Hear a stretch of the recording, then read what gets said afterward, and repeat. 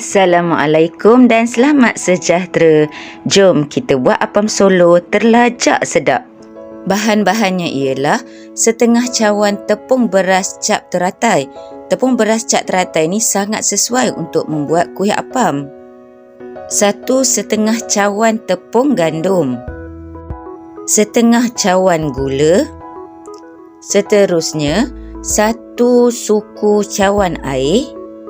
1 sudu besar atau setengah paket yeast, 1/4 cawan minyak masak dan yang terakhir secubit garam. Jom kita start. Mula-mula masukkan yeast ke dalam mangkuk.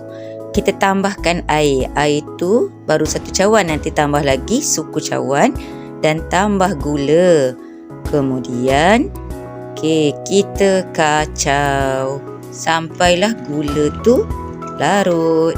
Untuk pengetahuan semua, yeast aktif ketika bercampur dengan gula dan air, di mana ia menukarkan gula dalam dough kepada karbon dioksida dan mewujudkan ruang udara dalam dough, menjadikan tekstur yang lembut dan spongy pada apam.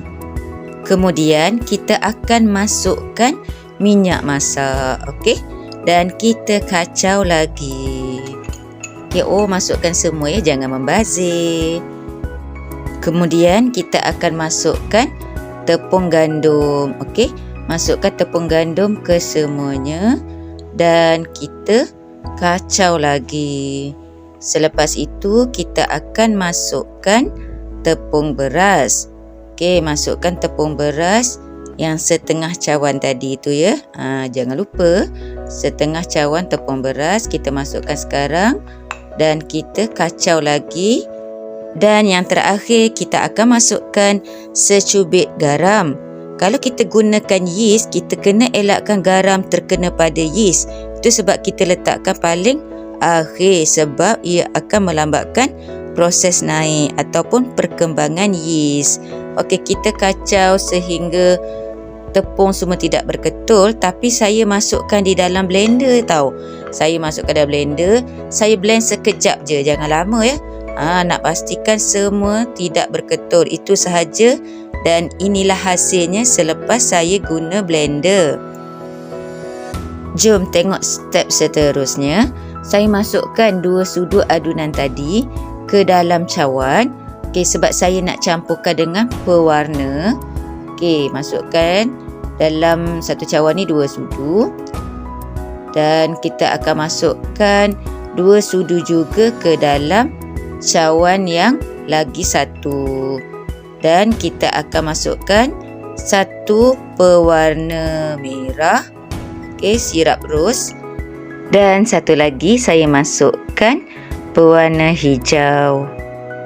Sekarang kita tutup adunan tadi dengan kain bersih ataupun plastik yang bersih dan kita biarkan selama 30 minit. Itu penting ya untuk mendapatkan hasil yang best. Sementara kita nak tunggu 30 minit, inti kelapa yang kita dah buat tu kita jadikan dia bulat-bulat seperti ini. Sekarang kita bolehlah oleskan acuan kita menggunakan minyak masak. Pastikan kita oles keseluruhan bahagian dalam ya. Sebab apa nak kena letak minyak? Sikit je tau, jangan banyak-banyak pula. Untuk apa? Memudahkan kita nak keluarkan apam setelah masak nanti. Dan pastikan acuan yang kita guna ni acuan tinggi supaya hasil apam tu cantik. Jangan guna yang rendah sebab kita nak letak inti. Bila guna acuan ni, 1 adunan dapat 15 biji apam. Dah 30 minit lah, tak sedar masa berlalu ya. Adunan tu cantiknya dia naik. Kita kena kacau dahulu ya. Jangan terus buat. Kacau adunan yang cantik ni dah naik cantik. Inilah yang sebenarnya yang kita nak. Saya masukkan 1 sudu sahaja dahulu adunan tadi ke dalam acuan ya. Masukkan 1 sudu sahaja untuk base dia dan kita akan masukkan inti. Pastikan inti tu berada di bahagian tengah. Kemudian kita masukkan 1/2 sudu adunan, okey, untuk bahagian atas. Pastikan adunan tidak terlalu penuh ya. Masa untuk menghias appam, saya nak buat bunga ros.